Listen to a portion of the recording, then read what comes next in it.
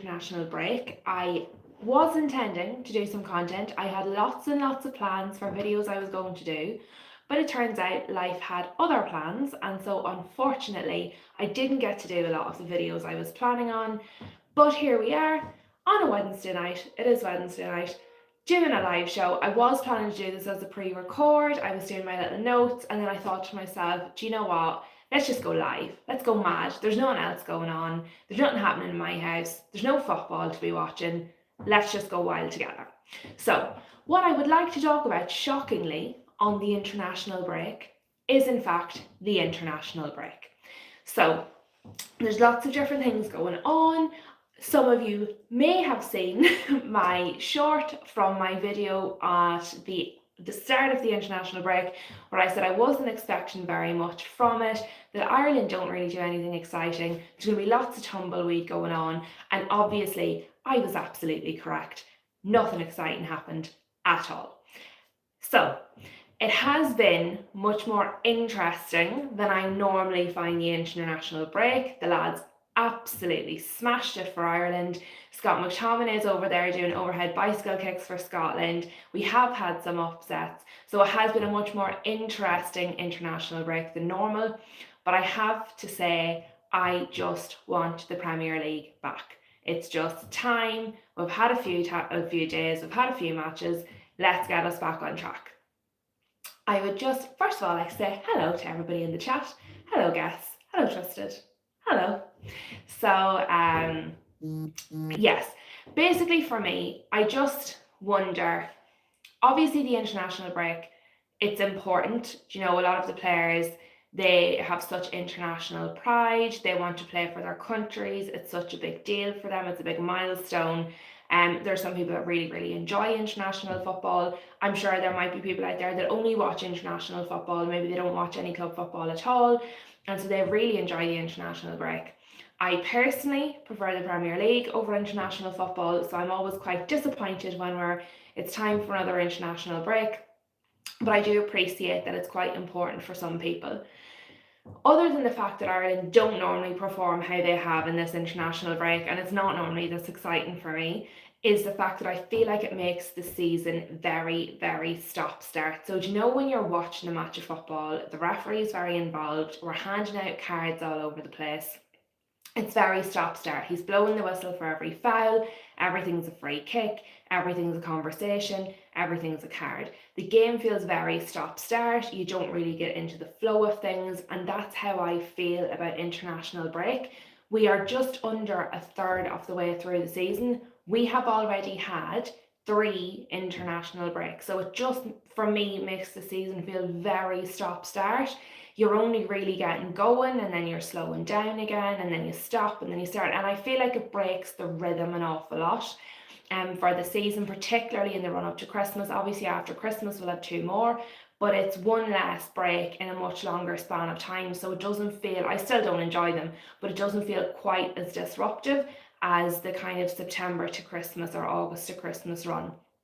So I have to say, I'm not normally a fan, but while I have been off YouTube and not doing videos every day of the week, I have still been listening. I have still been on, YouTube watching videos. I have been on X and Instagram and everything else. I have been in all the group chats, chatting to people.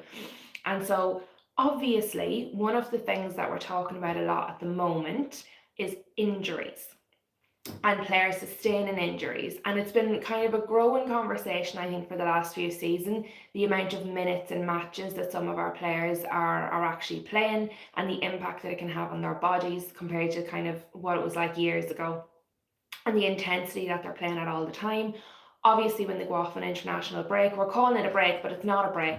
It's a break from the Premier League, but it's not a break for them because they're actually still off playing football, those of them that are, called up for their national teams. And so it really does, it just pushes their body further. We're putting them through more and more. And obviously, like, one of the big talking points at the moment is Gabriel got injured. There's been the ongoing debate, is it Arteta's fault? Is it Brazil's fault? Is it the players' fault? Who are we going to blame? And I wonder, is it, not that it's not anybody's fault, but is it really more down to scheduling and the amount of football that these players are playing, that it is inevitable that they're going to start getting muscle injuries, that they're going to start feeling muscle strains, that they're going to start feeling tired? And can we really blame people when the problem actually seems to be the schedule? Now, obviously, we're not going to do away with international football altogether, but I do wonder whether it can be organised better. Can we, instead of like a week here, 2 weeks there, another week over there, like, would we be better to maybe do the Premier League or whatever league they're in all the way through till Christmas, and then like block off a month in January that's for international football, and then come back to the Premier League, or again whatever league they're playing in? It's not that I would want to be without the Premier League for a month. I would probably have withdrawal symptoms, but it seems to make more sense, because the whole purpose, from what I can tell, of these international breaks, other than say qualifiers or different things like that, but when they're sort of, you know, in training camp and getting to know each other, is it more to do with like them playing together, and the manager, the international manager, getting his tactics in, and, you know, figuring out how they play as an international team as opposed to for their club? Wouldn't that actually be better suited if you just blocked off a month, just instead of in out, fly? And a lot of these players, like, they're flying off to South America, they're flying off to really far flung places, they're hours and hours traveling, your whole time, and your time, you're on a completely different time, you're jet lagged all over the place. It just can't be good to be doing that so regularly through the season. If you did it in one big block, while I wouldn't enjoy it, surely it's better for the players, it's better for the international team. And I think in the long run, it would be better for the season, because you have a run of Premier League games, and then you have a break, one break, and then you have another run of Premier League games. It kind of avoids that stop, start kind of a feel. Now, people might say, look, a month is too long, you couldn't do that, it's not feasible, which is totally fine. I am not the oracle, I do not have all the solutions, but I just think what we're doing at the moment doesn't work. So I'm going to take a look. I see some comments coming in, so I'm not going to keep babbling. I'm going to read some of your comments, and then I'm going to come back and talk a little bit more. So you're over here, so I'm going to read your comments. I'm not just looking off into space, and then we will go through some of those. So everybody's saying hi, everybody. Dave, been to 3 World Cups and most of England qualifying for Euros, I consider breaks friendlies. So yeah, like these breaks, while there's qualifying, there is also an awful lot of friendlies that take place, and kind of team building and training and reconnecting and getting to know each other again. And because obviously it's quite different. Hello, Grace. Thank you so much for joining us. Nice to see you. Twisted. Lou, does a player have the final say whether they play carrying an injury?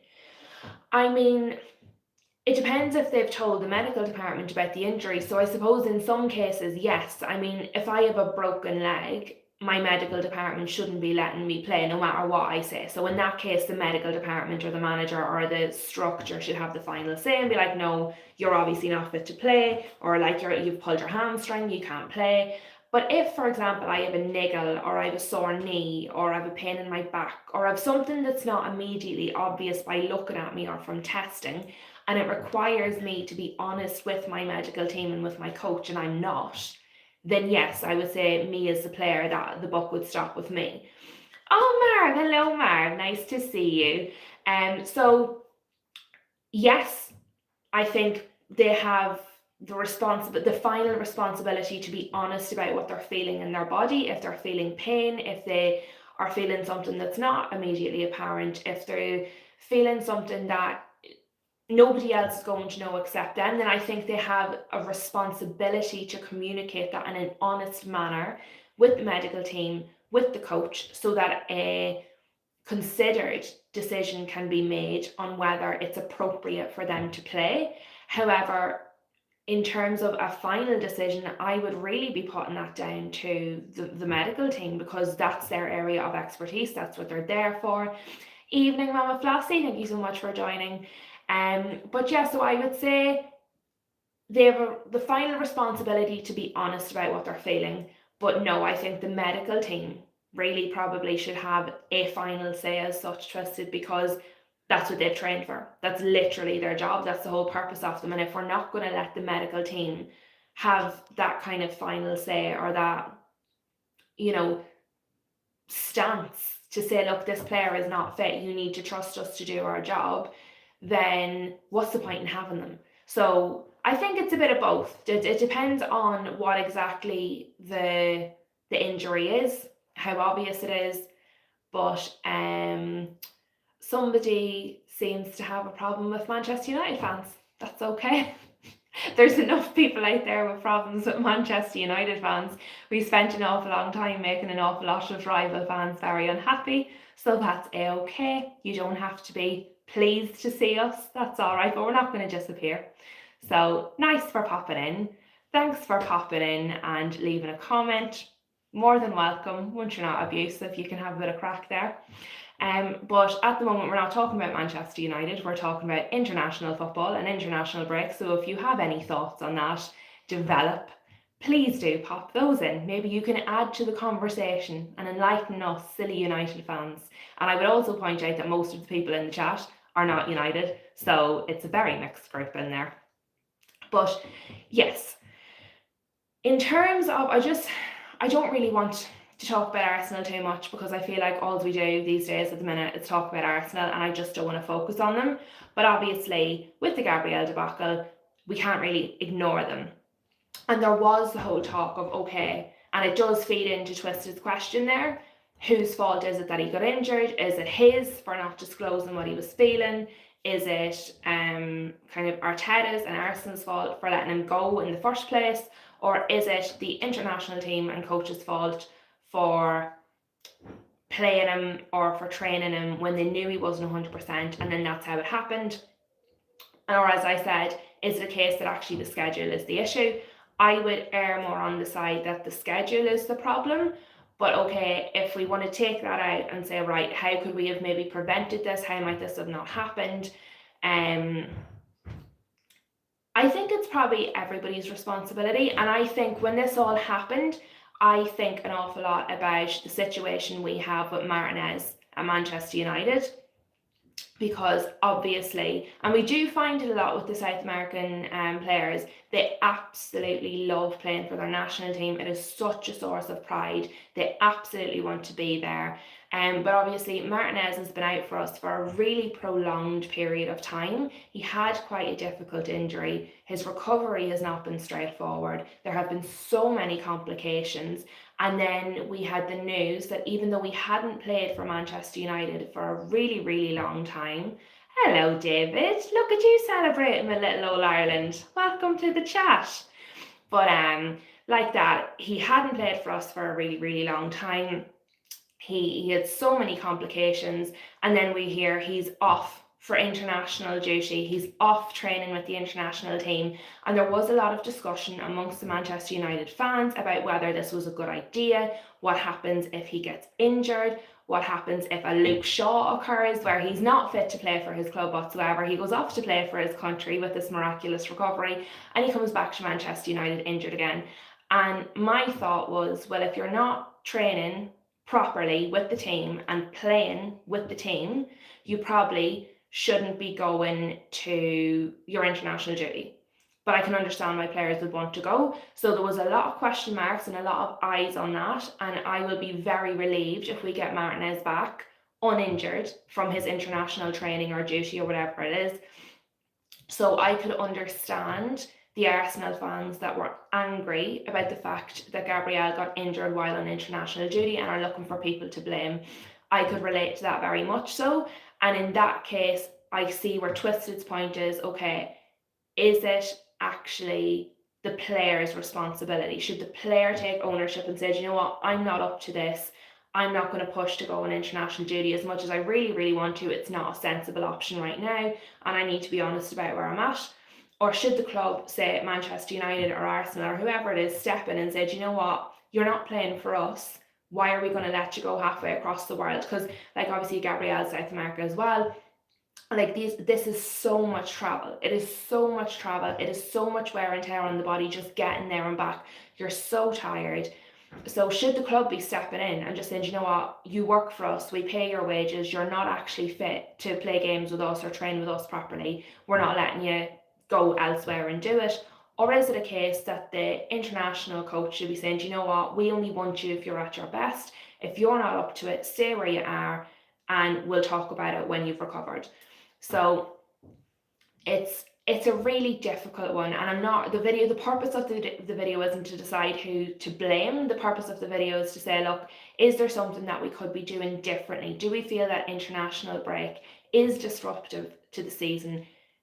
Could it be changed to something that is less disruptive, something that's more enjoyable for everybody?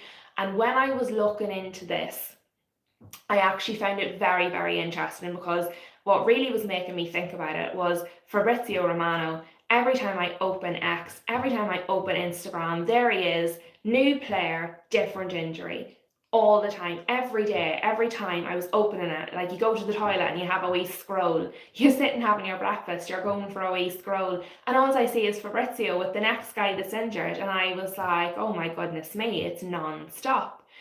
And then I noticed a little pattern, and I found it very interesting. So I've written down the names so I didn't forget them. So we had Mbappe, who plays for Real Madrid, obviously, left France duty with some niggle. And then you had Camavinga, who also plays for Real Madrid, who left France duty with a little niggle. And then you had Dean Huijsen, who left Spain, who also plays for Real Madrid with a little bit of a niggle. And then after that, after they've been sent home from international duty, or they're sent back to the club from international duty because they've been feeling a little bit rough, they're not up to continuing, there's these reports coming out that it's nothing serious, nothing to worry about. They're all going to be available for their next match for Real Madrid. It was just that they weren't feeling, there was a little something, and it just had a touch of the Fergies about it. And I just thought, should we see a bit more of that? Should there be a bit more coyness when it comes to international break? Should club managers be putting their foot down? Now, maybe it's pure coincidence that so many of these Real Madrid players suddenly all felt niggles, had to go back to their clubs, and are now all non-serious and will be fit for their next match. Or to you, is it, no such thing as coincidence? It does have a touch of the Fergies, because we know Fergie used to be like, you're injured, you're not going on international duty. Now, I don't think it's fair to expect a player to not want to represent their country, but does there have to be maybe a little bit more control over it? Do we have to be a bit more hardcore and a bit more harsh and say, do you know what? No, you can't go this time. You're not fit. You have a niggle. We can't risk this. And like that, all it takes is one injury and it disrupts the whole season. So, for example, with Arsenal, who are hoping to go for the title, they have one of their key players injured potentially for several months. And people are talking about, does that put them out of the title race? Does it change? I think it definitely changes their probability of winning. If you lose a key player, so for example, if Haaland was to go on international duty and magically get injured, City's whole season is like derailed. So sometimes clubs have to look after number one. And while they do want, look after the mental welfare of their players and they want their players to be happy, you do also then have to think about, right, but is that what's best for the club? Is that what's best for our season? So what do you think? Are you a fan of international breaks, which has changed them? Do you think players should be allowed to go? Am I just being a bit mean? What do you reckon? So I've seen comments, so I'm going to go back and have a wee look at those. Oh, hello, Notorious. Nice to see you. Thank you for joining us. Marv, did Martinez play or just join the team? I think if he trained and joined the team only, I think it was more of a mental thing and to get him in better spirits. As I understand, Marv, and obviously I'm not in any way in the know, so I'm like reading the internet like everybody else, I believe he was just involved in training, but I don't know if it was even full team training. He might have been training by himself, but from what I know, they basically wanted him to join the camp, exactly as you say, for that mental thing, to feel a part of things as much as to be like actually physically training. which I completely understand, because, you know, if your friends are meeting up without you, everybody's down the pub having a pint, you're at home with man flu, you feel like you're missing something. It's FOMO. You've got that fear of missing out. And then when they're talking about it in the group chat the next day, you don't really feel as much a part of it. You're not getting the inside jokes. So I understand in terms of, you know, being a part of the whole, in terms of, you know, lifting his spirits, in terms of all of that kind of stuff. I completely understand the mental side of it. But I know for me, now they probably get like private jets and straight flights and all that kind of a thing. But I know for me, like, as some of you know, I lived in Brazil. So for me to get from Ireland to Brazil, I had to take 3 separate flights. So I actually had to go through the UK. I had to go from here to England, to either Rio de Janeiro, Sao Paulo, and then to the city that I was actually staying in, because there's no like direct flight. Even if they go a direct flight, you're traveling for almost 24 hours. Your body's on a completely different time. You've only just adjusted, then you have the really long travel back, and then you have to readjust again. So I understand the mental side of wanting to be apart, and it potentially lifting his spirits. It maybe it's the motivation he needs for the final leg of his recovery, and, you know, being left out would have been a really bad thing for him. But there is still a downside to that level of travel when you're not physically all the way there. So I do see the positives to it as well. I'm probably just a bit more like, you know what? No, sorry. But I do understand why it might be a good thing as well, and it is important to look at both sides of the coin.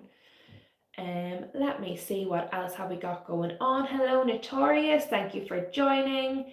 Marv, you're going to have international breaks no matter what, but the coach needs to pick his squad in a smarter way. Try to pick players maybe aren't playing the Champions League or playing a ton.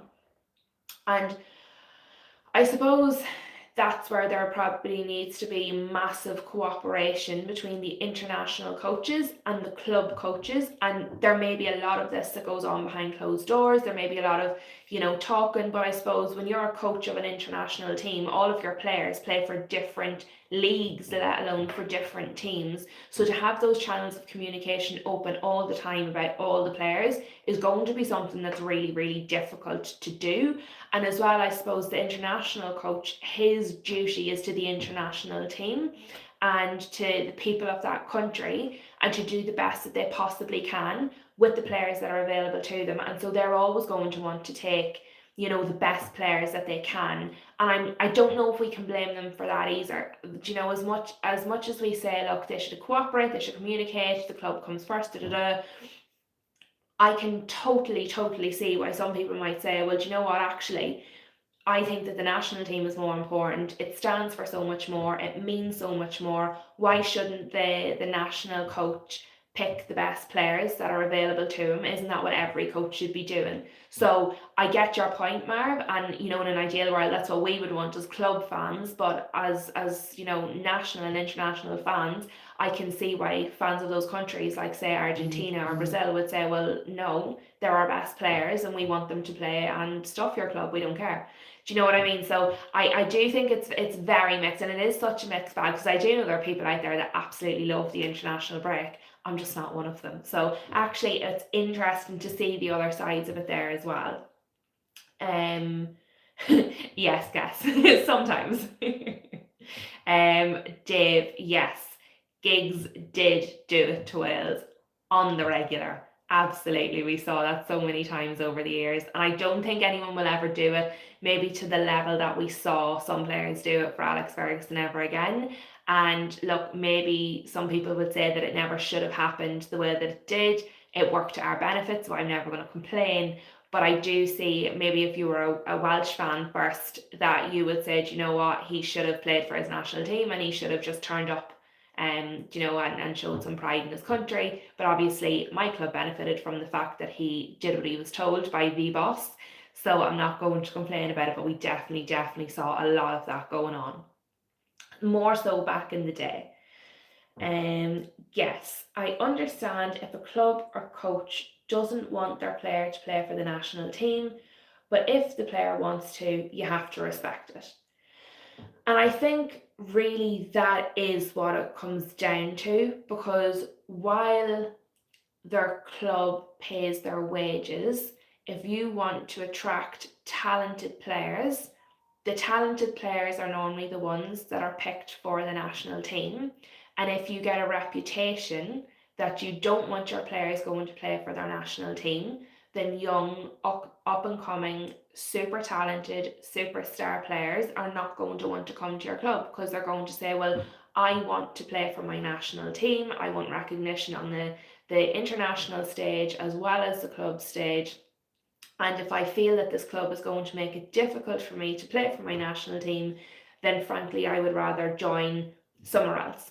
And we have seen this summer the rise of player power, players taking ownership of their careers, players making very bold public statements and decisions about what they want their future to be. Yes, I am talking about the likes of Alexander Isak, who have come out and, said, well, we had an agreement in place. This is what I want to do. And if you're not going to abide by that, I'm essentially going to go on strike. And I think we would see more and more of that if players wanted to go and play for their national team and their club was basically making it a wee bit difficult for them or trying to discourage them from doing it. I do think there's a possibility that we would have, a lot of players coming out going, well, no, we're going to go and play and you just can't stop us. We probably technically could, because of, actual employers and that, but it wouldn't be I don't think it's a good look. I don't think it's a good look. I think if a player wants to go and play for their national team, whether I as a fan enjoy that or not, I don't think we should prevent it. I just wonder if the leagues could come together and have a better way of scheduling. For me, you're never going to stop international football. It's not going to just disappear because it gets in the way of the Premier League. But I just think there has got to be a better way to schedule it, because what's happening, and I do think a lot we're going to see between now and March, we are going to see an awful lot of muscle injuries, of strains, of things being pulled. It's all going to start happening. And yes, obviously they play a long season. They're going to start playing their European games. But on top of that, they have now been playing these international games and doing all of this travel. So it's definitely going to impact them. And depending on what players it impacts, it could impact the entire league. It can impact a team's whole season, because you might have a team with 8 or 9 injuries and then you have another team with 8 or 9 injuries. But if the players aren't as important to the first team, it can have a completely different impact. And obviously, as I said before, the players that are picked for international duty are the best players. So they're the players the clubs don't want to be losing. So for me, it's not about there shouldn't be breaks. There's going to be breaks. I just think we need to restructure it. So let me see. I agree. David Guess getting on in the chat. Everybody making friends. Love it. Look at Curacao, Haiti. New club can never bring them that joy. Yes, and Notorious, that is such a good comment, because no club that they play for is ever going to come even close to what they've done. Like, Scott McTominay is over there in Italy smashing it. Nothing will ever beat that overhead bicycle kick to qualify his national team for the World Cup. His mum in the stands, the first thing he did was run over, look for his mum in the crowd so he could blow her a kiss. As much as we as fans love our club, as a player, what is going to top that? Nothing is ever going to top that. When I look at Troy Parrott, he scored a hat-trick to bring Ireland in the 96th minute against Hungary, to do something that our country hasn't done in over 20 years and give us a chance to go to the next step on our World Cup dream. He's not doing that. Is it Alkmaar he's playing with as his club? Like, there's nothing, it's just not going to compare. So it's a really good comment from Notorious. There are some things in club football as a player that it's just never going to compare to if you do it for your country. And I think maybe the likes of players that play for countries like Portugal or like England, where your teams and Spain, you know, you do well, you're expected to do well. It's not that it's not a big deal, but it doesn't seem to have the same sort of an impact as when you do it for like an Ireland or like a Scotland or like a Kurdistan, or do you know, these countries. And so I do take that on board, that it's a feeling. It's a feeling, and that's what football's about. It's about emotions, and it's about feelings, and it's about memories, and that's what it is for all of us, and the players as well. And you know, we keep seeing it, players aren't robots, they're people as well. And so I totally take that on board. And like that, they have so much national pride. And like, maybe if I could play for my national team, I would feel totally different. And I'm actually glad that I'm doing this video off the back of a really good international break for Ireland, because a lot of the time I find international breaks boring. My team doesn't normally do very well, so it's easy for me to say, I don't enjoy international break, therefore we just shouldn't do it. So I'm actually glad to be doing this video off the back of a good international break, a bloody unbelievable international break for Ireland, because it does give me a slightly different perspective of what it might be like for you guys with teams that do consistently well during the international break, and maybe it's enjoyable all the time. But I still think, for me, it's too stop-start. I just feel like we're getting yellow cards every 5 minutes of the do you know what I mean? It's so stop-start. It ruins the flow. I just want a bit of a flow going on. And I see, who else have we got? Big Jack would be buzzing, different times, that's right. Marv, the Ireland goal is the whole reason we watch the sport. What a moment. Marv, oh my God, I was hoarse. I was screaming, I was crying, the group chats were popping off, and then the cheek. I have people out there on the internet, on the YouTube, telling me that we shouldn't be celebrating. Oh my God, I thought the way you celebrated, you qualified. All right, I didn't know we weren't allowed to be bloody happy. Like, honestly, go away. If you don't want to be happy, that is a-okay. That's completely your decision, totally up to you. If you have misinformed yourself about who has qualified for the World Cup and who has to go into playoffs, that's not Ireland's fault, that's your fault for being misinformed. But absolutely, we are going to celebrate this. Absolutely, we are going to be pleased about this. And I don't care if you don't like it. Switch it off. Go away. Go sit in a corner and be sad. But we are going to be over here celebrating and being happy. No thank you to the celebration police. Go sit in the naughty corner. That's what I think of that. So yes, Marv, that you're totally right. Great goal, and it is what football's all about, 100%. Dan Brain, not all heroes wear capes, but parrots have wings. What a quote. I love that. I absolutely love that. I don't care if you've stolen that from Twitter or something, or some meme somewhere. Great quote. Absolutely fantastic. I'm stealing it. You're going to see that on the football terrace next week at some point. And I'm going to pass it off as my own. So you'll have to be in the comments there to steal it back from me. Not all heroes wear capes, but parrots have wings. Excellent. Now, Mama Flossie, the Scots and Welsh lads last night, it meant everything to them. And that's it. That's it. Again, kind of more examples of teams that aren't the big six of international football the big six. That's another thing. We're going to be talking about that on Friday. Me and Ash, we're going to be talking about the whole Premier League table before it all kicks back off again. We're going to be talking about the big six, the top five, the relegation battle, Newcastle. We're going to be talking about Newcastle. Ash is going to be there for that bit, so I'm going to try and be nice about it. But yes, so kind of you've got the Spains and the Portugals and the Brazils and the Englands of international football, and then you've got the rest of us like Wales and Scotland and Ireland and all the rest of us. And I do think that can make a difference as well. You know, the actual team that you play for in both your club and your country. I know I saw all over Twitter, all of the Everton was out, all of the club teams of the Irish national players, they're all out there being like, oh, there's our lads, they were doing it. And I'm like, you haven't given them minutes in about 2 years, what are you talking about? But they're all over Twitter celebrating with them. And look, I may be in the celebration police, but I do just think if it's a smaller nation, if it's an underdog story that happens during the international break, it does bring the best out of us. I just think when the next 2, 3, 4 weeks starts to happen, all of these injuries and muscle strains and tears and pulls start to kick in.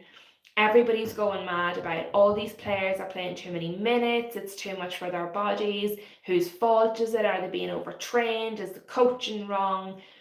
Everybody's going to forget that we have had 3 international breaks since August.